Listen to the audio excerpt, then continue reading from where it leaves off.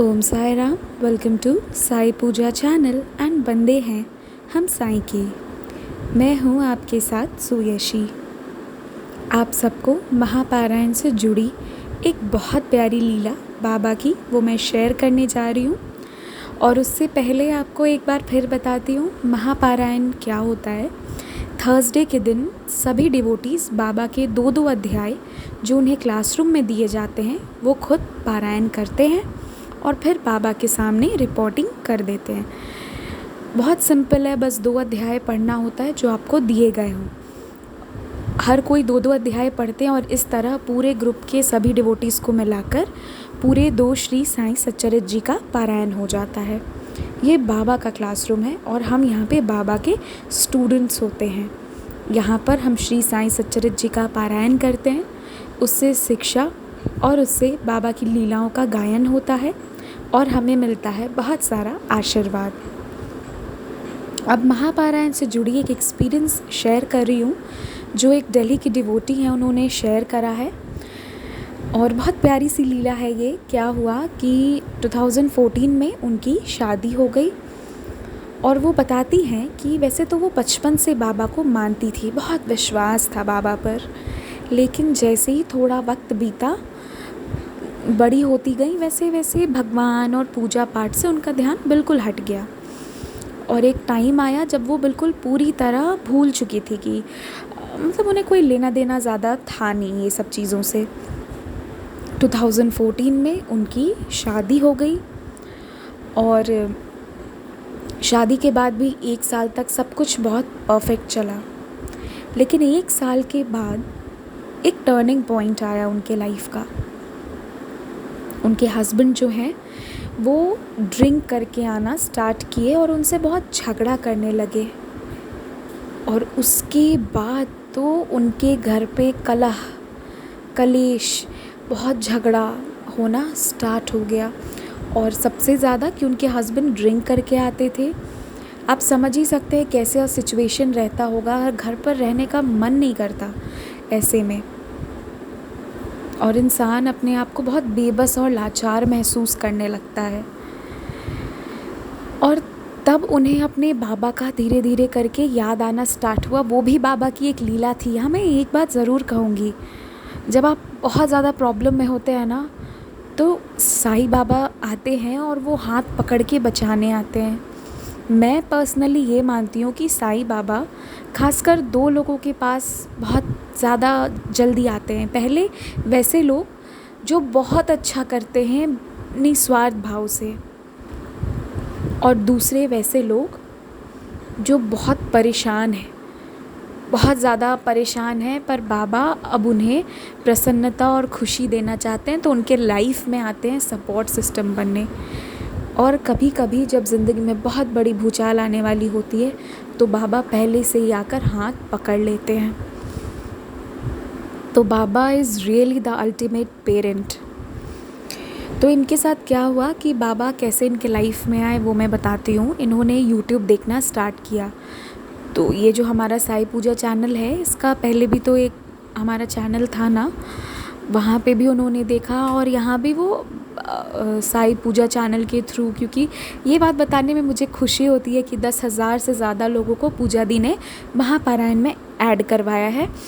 और मतलब वो एक मीडियम बनी कि डिवोटीज़ उनके थ्रू महापारायण के बारे में जाने। और ये महापारायण बहुत बड़ा आशीर्वाद है जिसे पूजा दी ने बहुत स्प्रेड किया। तो ये हुआ कि वो सुनती थी महापारायण के बारे में, फिर डिवोटीज़ का एक्सपीरियंस और साईं बाबा के बारे में बहुत सारी बातें वो जानना शुरू कर दी साई पूजा चैनल के थ्रू। फिर उसके बाद उन्होंने पूजा दी से पूछा कि आखिर ये महापारायण है क्या। तो पूजा दी ने बताया कि ऐसे ऐसे होता है कि इसमें 2 अध्याय पढ़े जाते हैं। तो वो पूछी कि क्या मैं पढ़ूं, क्योंकि अब तो बहुत ज़्यादा झगड़ा झंझट उनके घर पे होना स्टार्ट हो गया और उनका एक बच्चा भी, उनकी शायद एक बेटी भी थी। तो वो पूछी तो पूजा दी बोली ठीक है।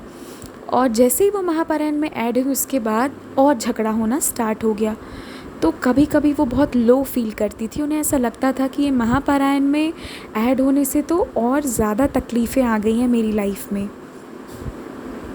और परेशान वो रहने लगी।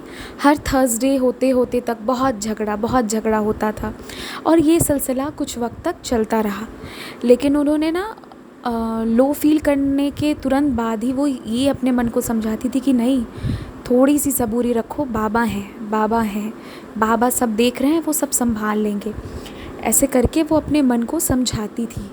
और उसके बाद क्या हुआ कि एक ऐसा टाइम आया इस महापारायण में रहने के दौरान कि उनके हस्बैंड एक दिन कहे कि इसे आप ले जाइए, मुझे इस लड़की की ज़रूरत नहीं है। मीन्स वो अपनी वाइफ़ को, उन डिवोटी को वापस उनके घर भेज दिए और उनकी बेटी के साथ। और ये बहुत परेशान, लेकिन ये कुछ नहीं बोली। अब इन्हें बाबा पे भरोसा था, इसलिए इन्होंने किसी से कुछ नहीं कहा कि किसी को कुछ बोलने का ज़रूरत नहीं है, बाबा संभाल लेंगे। बहुत अत्यंत भरोसा।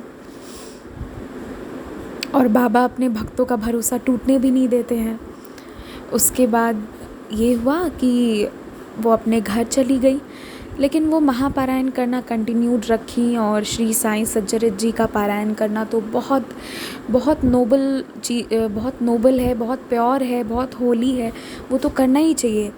खुद साईं बाबा आके बैठ जाते हैं जब आप सच्चरित्र जी का पारायण करते हैं। ये करने लगी और 22 दिन के अंदर अंदर इनके हस्बैंड का मन बदल गया। वो इन्हें और इनकी बेटी को वापस घर लेकर गए। जो इन्हें छोड़ के इनके मायके में चले गए थे, वापस लेके गए। और इनकी तबीयत बहुत ख़राब थी, इनका बैकएक, आँख से कम दिखना, बहुत सारी परेशानी इनको उस वक्त हो गई थी।